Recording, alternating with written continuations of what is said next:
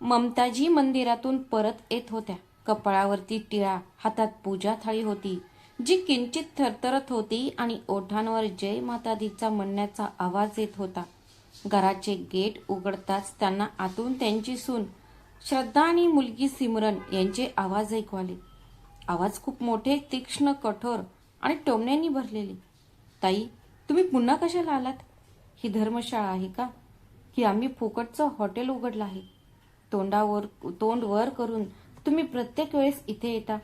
लग्न झालं आहे तुमचं आता. आता पुन्हा पुन्हा आईवडिलांच्या घरी येऊन आराम करण्याची सवय सोडून द्या. सिमरन, जी नुकतीच तिच्या आईला भेटायला आली होती, ती वहिनीचे शब्द ऐकून स्तब्ध झाली. तिच्या हातातला कप जमिनीवर पडला. वहिनी, तुला काय म्हणायचंय? मी आता या घरी येऊ शकत नाही का? श्रद्धा टोमणे मारत म्हणाली. अर्थ स्पष्ट आहे ताई. बाबांनी तुमचं लग्न लावून दिलं आहे. आता तुमच्या आईवडिलांच्या घरी राहून तुमच्या भावाच्या आणि वहिनीच्या आयुष्यात ढवळाढवळ करू नका. तुम्ही जेव्हा जेव्हा तुमच्या सासरच्यांशी छोट्याशा गोष्टीवरून भांडण करता, तेव्हा तुम्ही इथे अशा प्रकारे येता की जणू काही हे तुमचे हॉटेल आहे. सिमरनचा चेहरा रागाने लाल झाला. ती पुढे सरकली आणि मोठ्या आवाजात म्हणाली, वा वहिनी, तुम्ही मला तुमचे चांगले रंग दाखवायले आहेत, पण कृपया माझ्याशी विचार करून बोलत जावा. हे घर माझ्या वडिलांचे आणि भावाचे आहे. ती तुमची मालमत्ता नाही. आणि जोपर्यंत माझ्या वडिलांची आठवण या घरात आहे, तोपर्यंत मी कधीही येऊ शकते. मी दुःखी आहे. माझ्या आईच्या तब्येतीची मला काळजी वाटते. मी थोडी शांती मिळवण्यासाठी आले होते. पण तुला फक्त मला टोमणे द्यायला येतात. श्रद्धा उपहासाने हसली आणि मग म्हणाली, अरे, तू खूप दुःखी आहेस. मग मी काय करू? तू मला दुखवायला काय येतेस? तुझं खरं घर जिथे आहे, तिथे तू तुझ्या सासरच्या घरात जाऊन हे दुःख का सहन करत नाहीस? हे घर आता तुझं नाहीये सिमरनताई, हे माझं आणि प्रकाशचं घर आहे. सिमरनने एक पाऊल पुढे टाकलं. तुझं घर? विसरू नकोस, माझ्या वडिलांनी हे घर कष्टाने बांधलं आहे आणि आईने या घराची एक वीट न वीट उचलली आहे. बस, फक्त तू या घरात राहण्यासाठी आली आहे. आता त्या दोघींचा आवाज एवढा वाढला होता की बाहेर गल्लीपर्यंत आवाज जात होता. आजूबाजूचे लोक डोकावत होते. लाजेने ममताजींनी दार उघडले आणि आत पाऊल ठेवले. पण आत पाऊल ठेवताच तिच्या हातातून प्लेट खाली पडली. पितळी प्लेट जमिनीवर आदळली. घंटासारखा आवाज आला. जणू देवही गप्प बसू शकत नाही. यामुळे दोघींनाही त्या दिशेने नजर वळल्या. ममताजी काही क्षण त्यांच्याकडे पाहत राहिल्या. एक त्यांची मुलगी होती, दुसरी त्यांची सून, आणि दोघींचीही सारखीच आग होती. फक्त दिशा वेगळी होती. तिच्या पतीचे 1 वर्षापूर्वी निधन झाले होते. त्यामुळे त्यांच्या नावाचे सर्व ममताजींच्या नावे झाले होते, कारण त्यांच्या पतीने त्यांच्या नावावर मृत्यूपत्र केले होते. तेव्हापासून त्यांची सून आणि मुलगा त्यांची खूप काळजी घेत होते. मग अचानक गेल्या 6 महिन्यांपासून त्यांची सून आणि मुलगा वारंवार मालमत्ता त्यांच्या नावावर करण्याचा आग्रह करत होते. म्हणून काही दिवसांपूर्वीच तिने तिची सर्व मालमत्ता तिच्या मुलाला आणि सुनेला हस्तांतरित केली आणि सर्व काही बदललेले दिसत होते. तिच्या सुनेनं तिला टोमणे मारायला सुरुवात केली आणि मूर्खासारखं वागायला सुरुवात केली, ज्यामुळे ममताजी तिच्या सुनेचा खरा स्वभाव पाहून घाबरून गेल्या.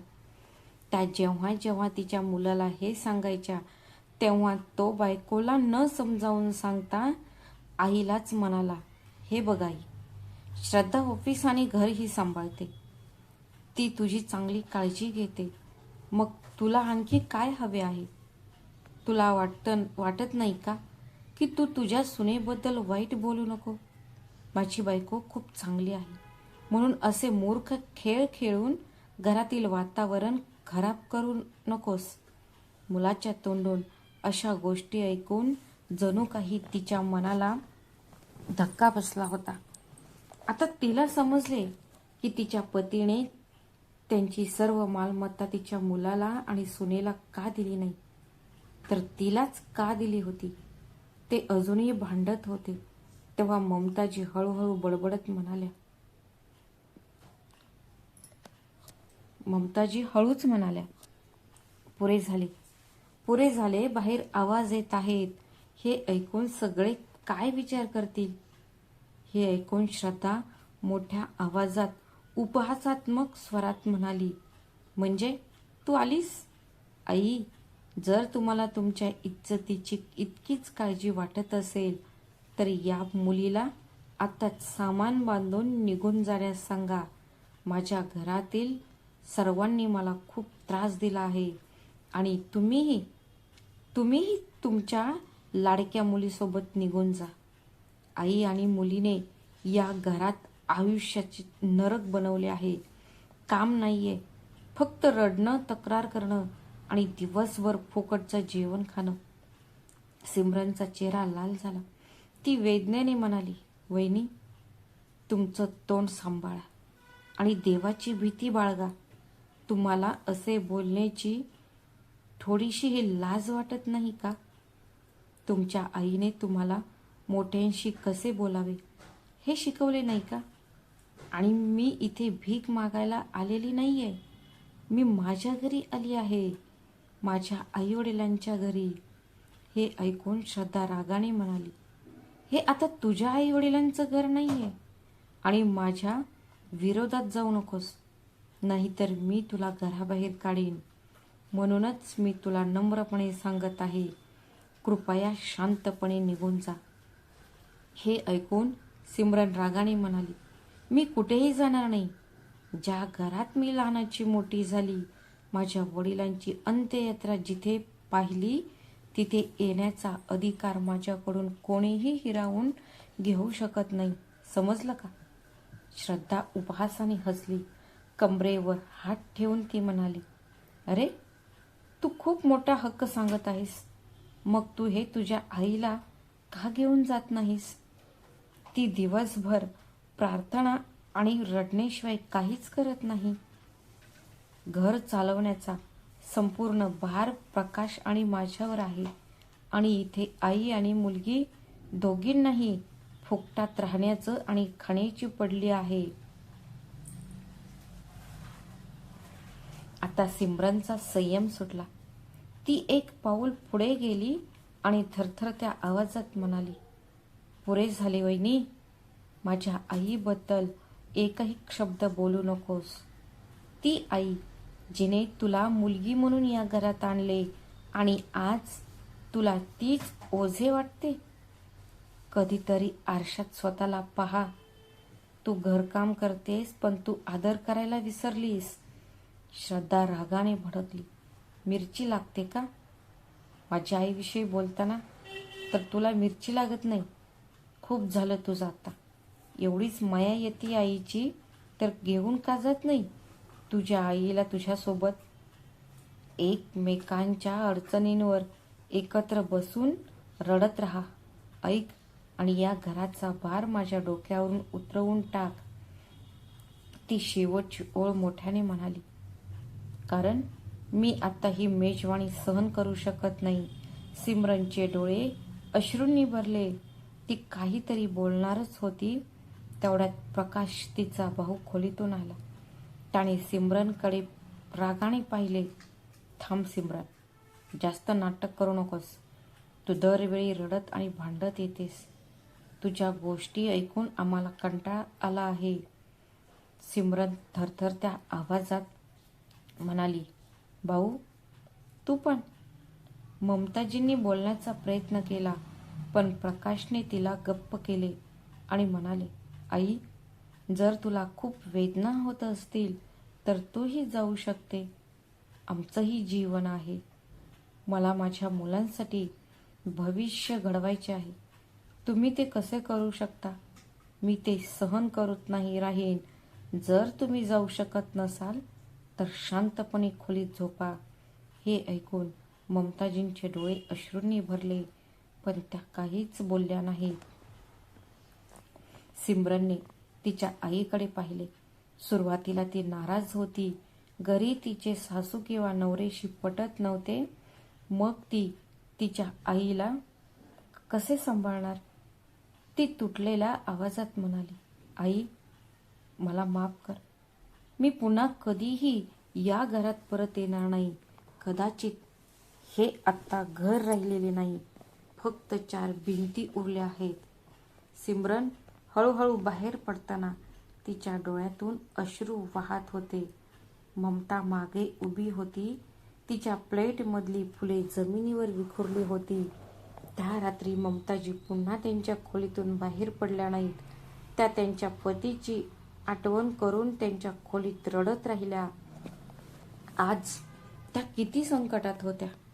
ज्या मुलाला त्यांनी इतक्या प्रेमाने आणि आपुलकीने वाढवलेला मुलगा आता तिचा अपमान करत होता आणि कठोर शब्द वापरत होता. तिच्या डोळ्यात अश्रू होते. दुसऱ्या दिवशी सकाळी 6 वाजले होते. मंदिरातून घंटांचा आवाज येत होता. ममताने पांढरी साडी घातली होती. पांढऱ्या साडीत आणि कपाळावर चंदनाचा टिळक घातलेल्या ममताजी घरातील लहानशा मंदिरात दिवा लावत होत्या. त्यांच्या ओठातून एक मंद मंत्र निघाला, ओम जय जगदीश हरे. पूजा संपल्यानंतर त्यांनी देवासमोर हात जोडून म्हटले, प्रभू, आजचा दिवस शांततेचा जाओ. मग ती हळूहळू स्वयंपाकघराकडे गेली. स्वयंपाकघराचा दरवाजा बंद होता. हे पाहून ती वळून तिच्या खोलीत गेली. मग तिने हळूच हाक मारली, श्रद्धा बाळा, कृपया 1 कप चहा बनवा. मला थोडे अस्वस्थ वाटत आहे. आतून सुनेचा आवाज आला. तो मोठा, झोपाळू आणि चिडचिडा होता. काय आई, तुम्ही पण इतक्या सकाळी सुरुवात केलीस का? मी तुझी नोकर आहे का? ममता गप्प राहिली. ती हळूच म्हणाली, अरे, मी फक्त 1 कप चहा मागत होते. मला थोडेसे डोकेदुखी आहे. श्रद्धा आता बाहेर आली. तिचे केस मोकळे होते. तिचा मोबाईल हातात होता आणि तिरस्काराने म्हणाली, मग काय? स्वतः उठा, गॅस तिथेच आहे. चहाची पावडर तिथेच आहे. बनवा आणि प्या.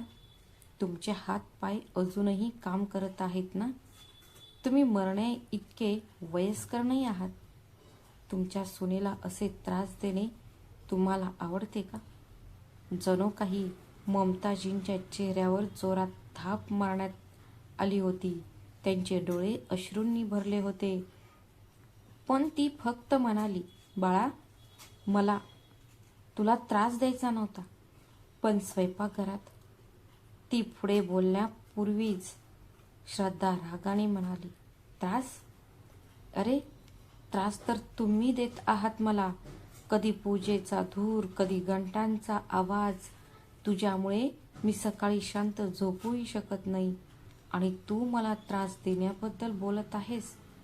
मग तिने स्वयंपाकघराची चावी तिच्याकडे फेकली आणि म्हणाली, जा, चहा बनव आणि माझ्यासाठीही 1 कप कॉफी बनव. आणि ती स्टायलिशपणे तिच्या खोलीकडे निघाली. ममताजी चावीकडे पाहत राहिल्या. मग तिने अपमान गेला. चहा बनवल्यानंतर ममताजींनी हळूहळू ट्रे उचलली. तिचे हात थरथर कापत होते. चहा कपमध्ये सांडू नये म्हणून ती काळजीपूर्वक चालत गेली. तिने श्रद्धाच्या खोलीच्या दारापाशी पोहोचून कप टेबलावर ठेवला. खोलीत टीव्ही चालू होता आणि श्रद्धा तिचा फोन स्क्रोल करत होती. मान वर न करता ती म्हणाली, तुला किती वेळ लागला? तुझ्यात एवढीही ऊर्जा शिल्लक नाहीये का? ममताजी फक्त हलकेच स्मित करू शकल्या. बाळा, गॅस थोडा कमी झाला होता. ठीक आहे, ठीक आहे. आता तर सबबी सांगू नकोस. श्रद्धाने हात हलवत म्हटले, वही तिथेच ठेव आणि निघून जा. न विचारता खोलीत येऊ नकोस. येण्यापूर्वी तू मला सांगायला हवेस. ममताजींचे हृदय पुन्हा दुखू लागले. तिने वही टेबलावर ठेवली आणि शांतपणे निघून गेली. तिचे डोळे ओले झाले. शेवटी ती बाहेर आली. तिचे डोळे पाणावले होते. ती काय करू शकते? तिच्याकडे दुसरा पर्याय नव्हता. तिचे नातेवाईक किंवा मैत्रिणी नव्हत्या. संध्याकाळी 5 वाजले होते. पूजा संपवून ममताजी उठताच त्यांनी कपाळावर टिळा लावला. त्याच वेळी श्रद्धा ती धावतच खोलीतून बाहेर पडली. हातात मोबाईल, बडबड करत म्हणाली, ऐक म्हातारी, आज माझे आईवडील येत आहेत. ममताजी, ती हळूच म्हणाली, ठीक आहे बाळा, मी घरासमोर दिवा लावू का? पाहुणे आले तर त्यांनाही देवाचा आशीर्वाद मिळेल. श्रद्धाने टोमणे मारले. अरे, मला देवाच्या आशीर्वादाची गरज नाहीये. मला फक्त जेवण हवे आहे आणि तू ते बनवशील. मी हॉटेलमधून मागवण्याचा विचार केला होता, पण आजकाल सगळं महाग झाले आहे, तर घरातील जुन्या वस्तूंचा वापर करूया. ममताजी आश्चर्यचकित झाल्या. बाळा, मी कसं बनवू? यावर श्रद्धाने मध्येच ती बोलून गेली आणि म्हणाली, मी हे कसे करू? तुम्ही चांगले खाता आणि पिता, याचा अर्थ काय? असं नाहीये शरीरातून प्राण निघून गेला आहे म्हणून काहीतरी करा. जर तू मग्न असशील तर तुझे शरीर इथेही हलव. तुला सबबी सांगायची नाहीत. यावर ममता म्हणाली, बाळा, मी प्रयत्न करेन, पण माझ्या कमरेला, माझ्या छातीत, हातातही दुखत आहे. श्रद्धा मध्येच डोळे मोठे करून मोठ्या आवाजात म्हणाली, गप्प बस. तुला नेहमीच काहीतरी निमित्त तयार असतं ना. जर तू स्वयंपाक केला नाहीस तर मी आज सर्वांना सांगेन की तुझ्यामुळे माझे नातेवाईक उपाशी परतले. आणि लक्षात ठेव, मी आत्ता हे म्हातारपणीचे नाटक सहन करणार नाही. जर तुला घरी राहायचं असेल तर काम करायला शिक, नाहीतर दार उघडं आहे. जिथे जायचे तिथे जा. ममताजींच्या डोळ्यात अश्रू आले. तिने हात जोडून म्हटले, नाही मुली, असं म्हणू नकोस. मी जेवण बनवते, मला थोडा वेळ दे, मी सगळं ठीक करते. श्रद्धा हसून म्हणाली, हो हो, तू तुझ्या संपूर्ण आयुष्याचा वेळ वाया घालवला आहेस.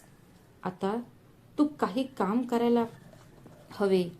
काहीही असो, फुकटची भाकरी खाण्यापेक्षा काही उपयोगाचे असणे चांगले. ती वळली आणि निघून गेली, पण तिचे शब्द भिंतीवर कोरलेले राहिले. फुकटची भाकरी. ममताजी तिथेच उभी राहिली.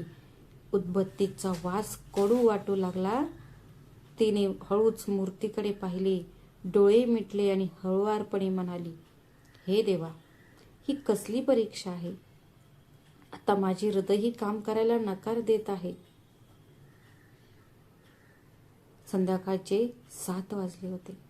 घर लखलखीत होते. ड्रॉइंग रूममध्ये गर्दी होती. श्रद्धाचे आई वडील आले होते. तिचे आई वडील, भाऊ आणि 2 बहिणी तिने हसत हसत सर्वांचे स्वागत केले. अरे आई आणि बाबा, चला, तुम्हाला किती वेळ लागला? तिचा नवरा प्रकाश जवळच बसला होता. हातात मोबाईल होता. त्याच्या चेहऱ्यावर एक चमक होती. तो त्याच्या बायकोच्या कुटुंबाशी गप्पा मारत असताना खूप आनंदी दिसत होता. काय झालं? तुम्ही सगळे खूप छान दिसता, तो हसत म्हणाला. श्रद्धाचे वडील हसले आणि म्हणाले, हो जावई बापू, मला वाटलं होतं की मी माझ्या मुली आणि जावयासोबत थोडा वेळ घालवेन. सगळे हसत होते. ड्रॉइंग रूममध्ये हास्याचे आवाज घुमत होते. स्वयंपाकघरात ममताजी एकट्या उभ्या होत्या. त्यांचा चेहरा गॅस समोर उभा राहून कपाळावरून गालावर घाम टपकत होता. गॅसच्या एका बाजूला डाळ उकळत होती, दुसऱ्या बाजूला भाज्या उकळत होत्या आणि तिसऱ्या बाजूला पुरीसाठी तेल गरम होत होतं. तिचे हात वेगाने हलत होते. मी हे माझ्या मुलासाठी बनवत आहे. तोच मुलगा जो त्याच्या आईला मोलकरीण समजतो. ती स्वतःशीच बडबडली. तिच्या डोळ्यात एकाच वेळी चमक आणि वेदना होत्या. श्रद्धा स्वयंपाकघराच्या दाराशी आली. हातात मोबाईल, चेहऱ्यावर खोटे हास्य. आई, लवकर बनवा. आई आणि बाबांना खूप भूक लागली आहे. ममताजी थकलेल्या आवाजात म्हणाल्या. मला थोडा वेळ दे मुली, सगळं तयार होईल. श्रद्धा टोमणे मारत म्हणाली. जेव्हा तू वेळ मागत राहतेस, तू लवकर काहीतरी काम करायला हवे. तू मला वेडी समजत आहेस. मुली, तिचे शब्द बाणांसारखे टोचले. ममताजींनी फक्त तिच्या पदराने घाम पुसला आणि काहीच बोलली नाही. थोड्या वेळाने जेवण तयार झाले. एका प्लेटमध्ये पराठे, कढी, पुलाव, डाळ आणि मिठाई होती. हळूहळू टेबलावर सर्व काही वाढले. श्रद्धाचे वडील म्हणाले, वा बाळा, तू खूप चविष्ट जेवण बनवले आहेस. श्रद्धा हसत म्हणाली, हो बाबा, मी आज सगळं जेवण बनवलं आहे. त्यावर तिच्या आईने उत्तर दिले, तुझ्या सासूबाईंनाही काम करायला सांग. माझी मुलगी कोणाची मदत न घेता सगळा स्वयंपाक बनवला आहे. ती खूप बारीक झाली आहे. अरे आई, ती पूजा पाठ करण्याशिवाय काहीही करत नाही. ती फक्त फुकटचं खाते. त्यावर तिची आई म्हणाली, मग तू तुझ्या सासूला या घरात का ठेवले आहेस? तिला कुठल्या तरी वृद्धाश्रमात सोडा. हे ऐकून आकाश थोडा अस्वस्थ झाला. श्रद्धा अस्वस्थ होत हसत म्हणाली, अरे आई, याची काही गरज आहे का? ती म्हातारी आहे, तरी ती फार काळ जगणार नाही. म्हणूनच तिच्याबद्दल थोडी दया येते. पण तिची आई तिच्यावरून नजर हटवत म्हणाली, अरे, माझी मुलगी खूप हुशार आहे. ज्या व्यक्तीकडे पाहून श्रद्धा हसायला लागली होती, तिच्या विषारी शब्दांनी ममताजींचे मन दुखावले होते. कोणीही तिला काहीही विचारले नव्हते. म्हणून तिने शांतपणे तिची प्लेट उचलली आणि स्वयंपाकघरात परतली.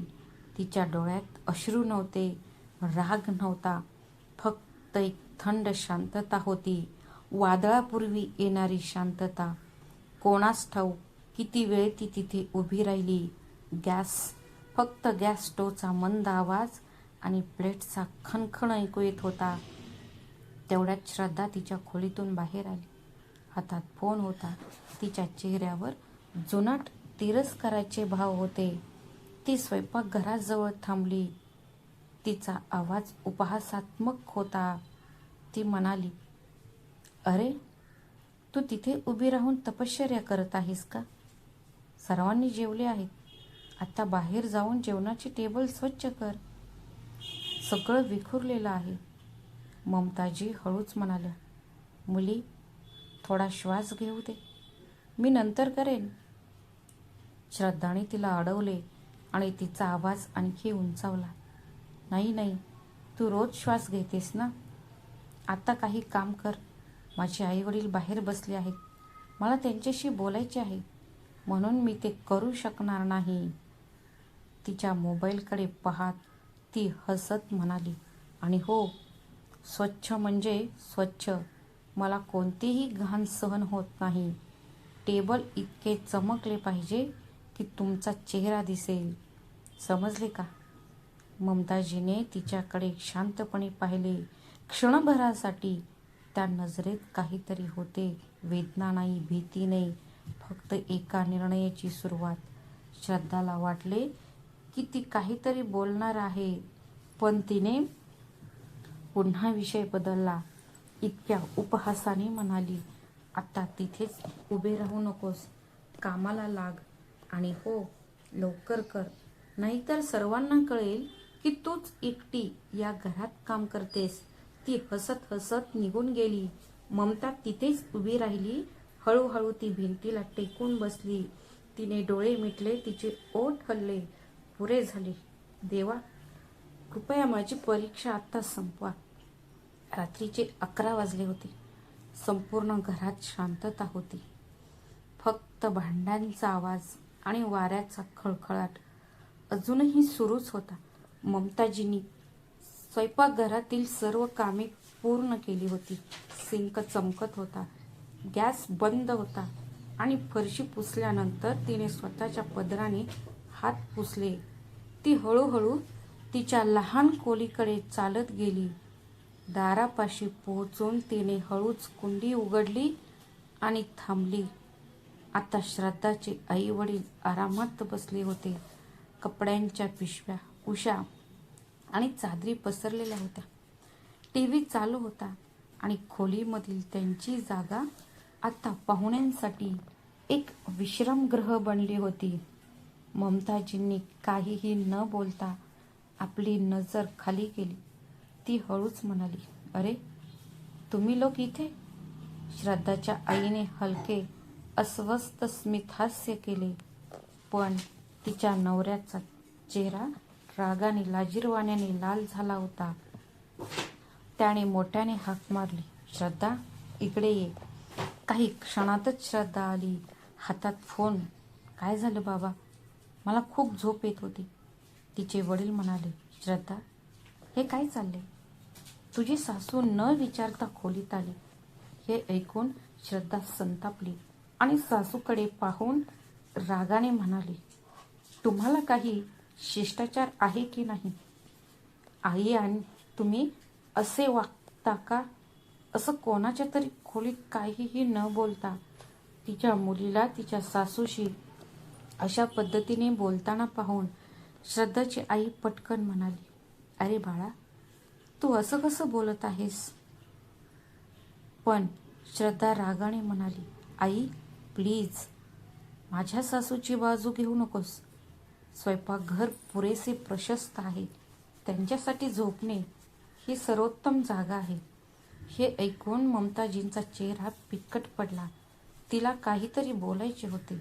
"श्रद्धा बाळा, ती जागा." पण श्रद्धाने तिला अडवले.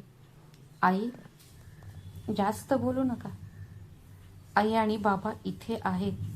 मी त्यांना जमिनीवर झोपू देणार नाही. आणि तुमच्या बाबतीत तुम्हाला काय फरक पडतो? तुम्ही दिवसभर प्रार्थना करता, म्हणून आता तुम्ही स्वयंपाकघरात झोपू शकता.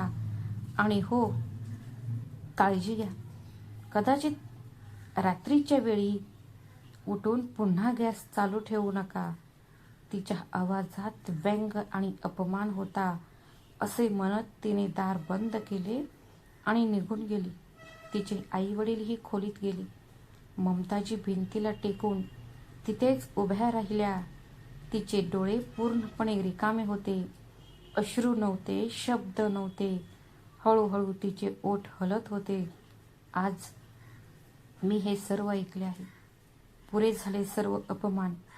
आता एक शेवटची गोष्ट उरली आहे, जी मी बोलून दाखवणार नाही, मी करून दाखवेन." ती वळली आणि हळूहळू स्वयंपाकघराकडे गेली, जिथे गॅस थंड झाला होता, पण तिच्या आत आग अजूनही जळत होती. रात्र गडद होत गेली. संपूर्ण घर शांत होते, पण ममताजीच्या डोळ्यात झोप नव्हती, फक्त दृढनिश्चय होता. तिने स्वयंपाकघरातील एक ड्रॉवर उघडला आणि दोरीला बांधलेली एक चावी बाहेर काढली. त्यानंतर तिने तिथे एक गुप्त ड्रॉवर उघडला, ज्यामध्ये काही कागदपत्रे होती. सकाळचे 8 वाजले होते. घरात एक विचित्र गोंधळ सुरू होता. दाराबाहेर लोकांचे बोलणे, कागदपत्रे पलटण्याचा आवाज, पेनांवर सही करण्याचा आवाज. श्रद्धा झोपेतून जागी झाली. तिच्या चेहऱ्यावर चिडचिड होती. ती बाहेर आली आणि प्रकाश तिच्या मागे आला आणि त्याच्या संपूर्ण कुटुंबांसह त्यांचे डोळे झोपेने अर्धे मिटले होते. हॉलमध्ये त्यांनी जे दृश्य पाहिले त्यामुळे सर्वांच्या चेहऱ्याची झोप उडून गेली. ममताजी सोफ्यावर आराम करत बसली होती आणि ती तिच्या समोरच्या टेबलावर कागदपत्रांवर सही करत होती. जवळ उभे असलेले 2-3 लोक कागदपत्रे जुळवत होते. घरात पहिल्यांदाच ममताजी इतक्या शांत आणि दृढनिश्चयी होत्या. तिला जणू काही एक मोठे ओझे दूर झाल्यासारखे वाटले. श्रद्धा ओरडली, इथे काय चालले आहे? हे लोक कोण आहेत आणि तू कोणत्या कागदपत्रांवर सही करत आहेस? तिचा आवाज संपूर्ण घरात घुमत होता.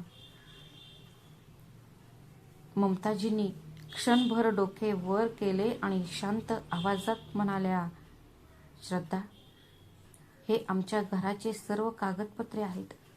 आता माझ्याकडे सही करायची शेवटची गोष्ट उरली आहे.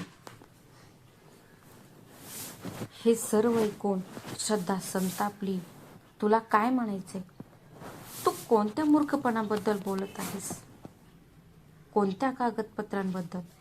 तू शुद्धीवर आहेस की नाही? हा प्रकाश आहे आणि मी इथे आहे. ममता उभी राहिली.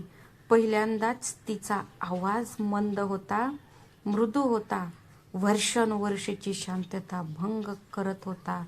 हळूहळू ती शांतता तोडत होती, पण आतून पोलादासारखी मजबूत होती. नाही श्रद्धा, हे ते घर आहे जे मी माझ्या पतीसोबत बांधले आहे. तुझ्या आईवडिलांच्या घरातील हास्य आणि टोमण्यांमध्ये मी माझे आयुष्य या घराच्या पायांवर घालवले. ज्या कागदावर मी सही केले ते बनावट होते. मी तुमच्यासाठी सही केलेले कागदपत्रे बनावट होती. हे ऐकून सर्वत्र शांतता पसरली. सर्वांचे डोळे विस्फारले आणि हवा ही गोठल्यासारखी वाटली. श्रद्धाच्या चेहऱ्याचा रंग गेला. तिचे डोळे विस्फारले आणि तिचे ओठ थरथरले. प्रकाशने एक पाऊल पुढे टाकले, पण त्याचे पाय गोठले. श्रद्धाच्या पालकांनी एकमेकांकडे पाहिले. जणू काही अचानक जमीन सरकली. कागदांवरील शाई आता सूर्यप्रकाशात चमकत होती आणि ममताजींचा चेहरा खऱ्या दिव्यासारखा चमकत होता. ममताजी पुढे म्हणाल्या, मी घर तुमच्या नावावर हस्तांतरित केल्यावर काय होईल ते मला पाहायचे होते. मी नुकतीच तुमची परीक्षा घेतली आणि तुम्ही हरलात. आता हे घर स्वयंपाकघरात काम करणाऱ्या आईचे असेल. ज्यांना स्वयंपाकघरात झोपायला सांगितले गेले असेल, ज्यांना चहा मागितल्याबद्दल टोमणे मारले गेले असतील आणि ज्यांना त्यांच्या मुलीचे प्रेम ओझे वाटले असेल. श्रद्धाचा चेहरा फिक्का पडला. ती अविश्वासाने थरथरण्या आवाजात ओरडली, तुमचे मन, तू शुद्धीवर आहेस का? कोणी तुझी दिशाभूल केली आहे का? तू काय मूर्खपणाचे बोलत आहेस? ती जवळ आली, बोट दाखवत म्हणाली, तू वेडी झाली आहे का? तुम्हाला तुमच्या मुलाला आणि सुनेला उपाशी ठेवायचे आहे का? तिचा आवाज मोठा झाला. तिचा चेहरा लाल झाला. तिचे डोळे मत्सराने भरले. हे घर माझे आहे. माझ्या आईवडिलांसमोर असे वागू नका. ती झटक्याने पुढे सरकली आणि ममताजींच्या हातातून कागद खेचू लागली. पण मग चापट, एका जोरात चापट मारल्याचा आवाज संपूर्ण हॉलमध्ये घुमला. इतका जोरात की सगळे जागीच थांबले. श्रद्धाचा चेहरा लाल झाला. तिचा हात गालावर होता.